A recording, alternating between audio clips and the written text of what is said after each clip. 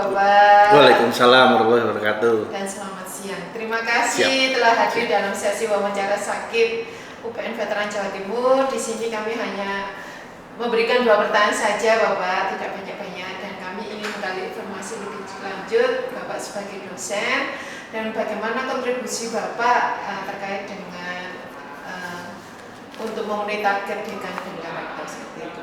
Untuk pertanyaannya, saya ingin bertanya terkait dengan pengukuran kinerja Bapak. Saya ambil kriteria 1 dan pertanyaan nomor 2. Bisakah saudara sebagai dosen memberikan contoh pengalaman pribadi terkait dengan penataan pegawai yang sudah ditata oleh Wadek 2 di Visipol berdasarkan kinerja saudara? Penataan saya berarti ya? Iya. Oke, saya selain dosen komunikasi juga Kaleb Integrated Digital. Jadi penataannya sesuai dengan konteks kompetensi saya, doktoral saya di komunikasi big data, lebih concern kepada bagaimana membaca masyarakat digital melalui big data itu tadi.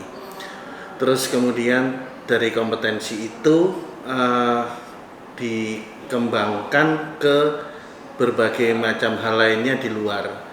Saya juga aktif di berbagai permintaan yang dari pemerintah kabupaten, selain sebagai narasumber, juga saat ini sebagai Dewan Pendidikan di Kota Surabaya. Apakah itu yang dimaksud? Iya, betul. Jadi itu kan bisa memenuhi sebagai target yang diberikan oleh Bapak Dekan. Selain jadi berkiprah di dalam, juga mengaplikasikan ke ilmuwan, ke pakaran saya di luar. Baik, saya rasa sudah memenuhi yang kami tanyakan. Kemudian kami akan lanjut ke pelaporan kinerja dosen ya, seperti itu. Bagaimana mekanisme proses dosen yang dilaksanakan dalam menyusun pelaporan kinerja kepada pimpinan Visipol? Pelaporan kinerja dosen sesuai dengan apa yang sudah ada di sistem melalui SIDOS, ya. Terus kemudian kita juga melaporkannya kepada Korprodi terkait dengan apa yang sudah kita kerjakan di perkuliahan, di mana perkuliahan tidak hanya memberikan materi tapi juga memberikan praktek dan aplikasi. Bahkan di komunikasi kemarin saya melakukan inovasi pembelajaran. Contoh inovasi pembelajaran yang saya lakukan adalah mahasiswa di mata kuliah komunikasi digital itu tidak hanya sekedar mendapatkan teori, tapi mereka juga praktek langsung di media sosial. Setelah mereka praktek di media sosial, mereka kemudian dengan aplikasi yang saya bangun di Lab Integrated Digital namanya Asikta, kita mining.